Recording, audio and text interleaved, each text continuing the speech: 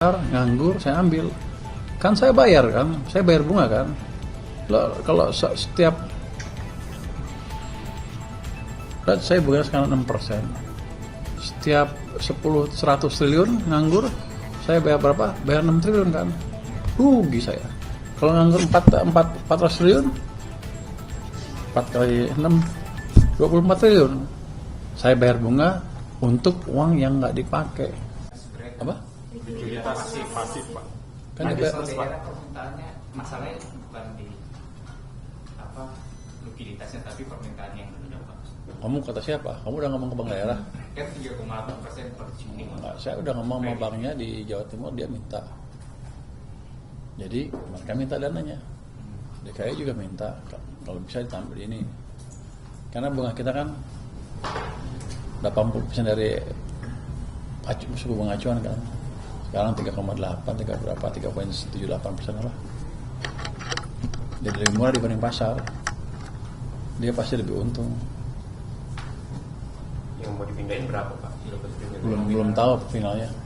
Udah pasti Pak? Hah? Udah pasti akan dipindah. Kalau mereka berani. Kalau Mereka berani, nggak, udah saya diemin aja biar mampus loh. Kalau mereka berani, nggak boleh gitu ya. Lu pernah ketawa semua. Ini baru makan gue jadi ngantuk kali ya. Jadi gini, kita tawar itu kalau mereka butuh, karena ada di waktu saya ke Jawa Timur, gubernurnya bilang seperti itu. Kita perlu ini untuk disebarin. Jadi Bank Jawa Timur itu punya provinsi, ada BPD. Di sini kalau ditambah dia bisa nyalurin ke BPD yang lain, sehingga yang ini cukup terbantu likuiditasnya untuk nyalurin ke koperasi atau unit usaha di tempat UKM di tempat lain, kayak gitu. Rupanya kalau dari Bank Mandiri dan lain-lain itu Bank apa? Bank Himbara, Bank Himbara itu nggak langsung nyebar ke sana, masih lama. Saya pikir tadinya market sana cepat, tapi ternyata lama. Ya nggak apa-apa, kalau gitu kita coba intervensi langsung sana, bisa apa enggak? Kan DKI kan kuat uangnya, jadi saya nggak takut. Jawa Timur juga kuat, saya nggak takut. Kalau itu dua bank ini baru pencobaannya Pak. Kalau bagus di situ bisa di bank-bank daerah BPD. Kalau ada yang jago. sejauh ini yang punya kemampuan Bank DKI sama Bank Jatim itu ya? Saya lihat yang ada permintaan dan punya kemampuan mereka. Oke. Mungkin Bank Jakarta belum minta, tapi saya tanya gubernur tadi gimana? Mau nggak? Mau katanya. Tapi ada angka spesifik yang diminta nggak Pak? Misalnya sekian gitu Pak? Belum. Belum ada. Ancar-ancar saya 5-10 triliun Per bank Pak? per bank. Oh, kalau 2. Habis makan siang beda ya? Kalau 5 kali 2 kan 10. Kalau 10 kali 2 jadi 20 kan. Nah, kalau 5-10 satu bank. Dia nggak DKI kan. Lu gimana sih ini jumlah lah, kalau 2 bank kali 2, kalau 1 bank 1. Boleh dong. Terus apa lagi? Tadi malam berapa? Tadi ya. Pak, terakhir kan Bu Sri Mulyani itu terakhir ya? mau bilang Terakhir ya, yang terakhir nih, udah dia yang nutup nih. ada mau efisiensi di tahun depan ya Pak. Kalau melihat gaya Bapak yang belanja, apakah tahun depan ada efisiensi atau enggak ada Pak? Coba define menurut Anda efisiensi itu apa? Pengurangan belanja KL Pak. Itu bukan Ditahan efisiensi, dulu. itu motong anggaran. Oh, ditahan dulu Pak, Enggak, diblokir. kalau efisiensi adalah yang ada dipastikan dibelanjakan sesuai dengan peruntukannya dan tepat waktu dan nggak dikorup. Kira-kira itu. Jadi saya bukan spending free, saya nggak ngerubah anggaran kan? Enggak. Belum. Dan anggaran yang ada jangan sampai ganggu sistem. Saya pindahin uang, merubah anggaran nggak? Enggak. Uangnya masih punya pemerintah, tapi tempatnya beda. Jadi pertanyaan Anda apa tadi? Bakal ada efisiensi. Saya bukan spending free kan udah. Efisiensi saya nggak motong. Anggarannya yang sama kemarin, tapi impactnya akan beda kalau Anda lebih pintar. Boleh ngomong gitu? Boleh ngomong lebih pintar. Kalau kita pintar-pintar memanage uang, ini cash management. Berarti akan tetap yang kayak makan bergizi gratis gitu ya Pak misalnya. Jadi kalau anggarannya nganggur dipindah ke yang lain gitu. Iya. Semuanya kalau besar-besar nganggur saya ambil. Kan saya bayar bunga kan. Kalau setiap saya bunga sekarang 6%. Setiap 100 triliun nganggur, saya bayar berapa? Bayar 6 triliun kan. Rugi saya. Kalau nganggur 400 triliun, 4 kali 6, 24 triliun. Saya bayar bunga untuk uang yang nggak dipakai. Mendingan kita beliin kerupuk tuh 6 triliun, dapat berapa tuh? Berarti akan ada yang diblokir, nggak ada yang diblokir dulu Pak. Tahun Tahun depan. Biasanya kan ada yang diblokir dulu, terus nanti dibuka blokirnya. enggak, Saya dibintangin gitu. enggak. Oke. Nanti kalau nggak mampu coret aja sekalian, nggak usah bintang-bintangan. Makasih ya. Pak, Terakhir Pak, soal tadi BI nulis uang primer tumbuh 18%. Oh itu dia yang pakai adjusted. Coba yang nggak adjusted berapa? Yang adjusted kadang-kadang nggak sama dengan pergerakan ekonomi. Jadi itu belum Nggak, bukan salah atau jelek. Lebih akurat yang non adjusted. Kan ada dua dia publish kan, adjusted sama non adjusted. Anda punya yang non adjusted enggak kan? Itu sekitar 13%. Pak Cadef BI turun terendah sejak tahun lalu, sejak Juli 2024. Yang insentif untuk tarik dolar ke Indonesia udah beres Pak. Saya belum itu penasehat yang sedang itu untuk belum balik-balik kayaknya lagi ke luar negeri. Pak Dede Pak. Bukan. Kenapa kamu mesti Pak pada Dede lagi di luar. Oh, semuanya di luar. Siapa lagi yang luar negeri? Siapa lagi yang luar negeri orang kita? Tunjuk aja siapa yang ada pejabat kita yang luar negeri siapa? Yang sekarang Pak? Sekarang. Sekarang belum ada. Pak Luhut lagi luar negeri tuh. Malam dia berangkat. Pak Luhut.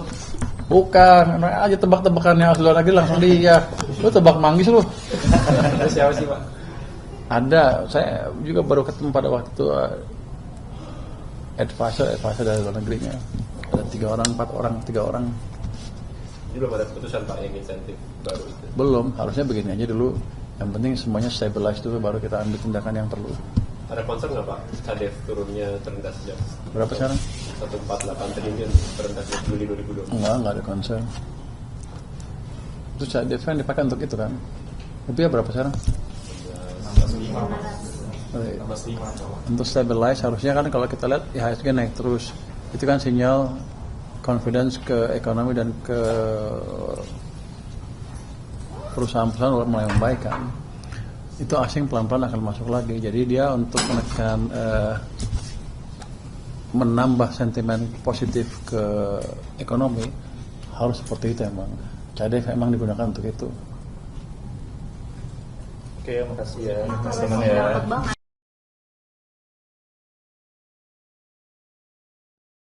Atau TKD usulannya seperti apa? Ya, baik, terima kasih. Ya. Sebenarnya banyak persoalan yang kami bahas tadi di dalam, terutama sekali masalah infrastruktur di semua provinsi juga kabupaten kota terjadi masalah. Jadi kami sampaikan kepada Pak Menteri supaya agar dapat dibenahi lah ya semaksimal mungkin di provinsi masing-masing. Saya kata seperti itu. Baik. Kalau soal PKD nanti kalau misalnya ada pengurangan daerah harus memberikan ketertiban seperti apa Pak? Apakah nanti ASN kan nanti otomatis ada kekhawatiran gaji dipotong dan lain-lain seperti apa? Itu jadi masalah besar kita sebenarnya. Jadi semua provinsi, kenapa? Ya ada usulan sendiri untuk KPMG sendiri. Ya. Itu sebenarnya jadi permasalahan kita semuanya. Jadi macam mana mekanismenya pemerintah pusat dapat mengambil kebijakan lah, ya seperti maksud di provinsi masing-masing kami. Itu kendala besar. Kenapa? Usulan apa yang diberikan kepada masukan? Ya semuanya kami mengusulkan supaya tidak dipotong. Anggaran kita tidak dipotong karena itu beban semua di provinsi kami masing-masing seperti itu. Bapak, jadi potongannya sudah ada belum Pak? Kenapa? TKD-nya itu sudah ada dan nanti bebannya akan ditanggung. Sudah ada. Berapa boleh disampaikan Pak? Dalam kalau Aceh dalam 25% kena potong dan lain-lain ada 30, 35. Jadi bervariasi lah di Untuk Aceh 25 ya Pak? 25. Kalau Bu Shirley? Seperti apa? Total dana transfer dari pusat ke daerah untuk Provinsi Maluku Utara secara keseluruhan itu kita tahun 2025 itu 10 triliun sekian, di tahun 2026 itu sisa 6,7, jadi kita kepotong 3,5 triliun. Dari 3,5 triliun itu potongan terbesar itu ada di DBH, jadi potongan DBH kita itu 60%. Kita semua tadi masing-masing dari gubernur sudah menyuarakan pendapat kepada Pak Menteri Keuangan untuk dipertimbangkan karena kita dengan perencanaan dana transfer pusat ke daerah yang ada saat ini hanya cukup untuk belanja rutin. Belanja infrastruktur jalan jembatan itu menjadi berkurang, sehingga kita minta untuk seperti tadi yang dikatakan Pak Gub Aceh untuk jangan ada pemotongan. Pak Menteri Keuangan akan mencari solusi yang terbaik bagaimana sehingga pertumbuhan ekonomi di daerah tetap jalan dan stabil. Tadi disampaikan sama Pak Purbayan nggak dengan pemotongan ini, garis besarnya apa akan dialihkan untuk apa pemotongan ini? Peruntukannya untuk Tadi secara spesifik tidak dikatakan, tetapi sudah ada di penjelasan sebelumnya bahwa ini sebenarnya relokasi ke kementerian dan lembaga, dan kemudian dari kementerian dan lembaga akan disalurkan kepada daerah kembali. Tetapi kan berapa dan bagaimana itu belum jelas. Berarti artinya anggaran yang biasanya langsung diserahkan ke pemerintah daerah ini akan kembali ke kementerian nanti Balik ke akan daerah. diserahkan ke daerah lagi, tapi lebih panjang ya Bu ya alur Iya, jalannya. ya, benar. Berarti tadi secara umum seluruh pemerintah kepala daerah itu Tidak setuju gitu ya Bu? dengan pemotongan. Semuanya tidak setuju karena kemudian kan ada beban P3K yang cukup besar dan ada janji untuk pembangunan jalan dan jembatan yang cukup besar dengan pemotongan yang rata-rata setiap daerah hampir sekitar 2-30% untuk level provinsi, dan di level kabupaten bahkan ada tadi dari Jawa Tengah yang hampir 60-70% itu berat untuk pembangunan infrastruktur.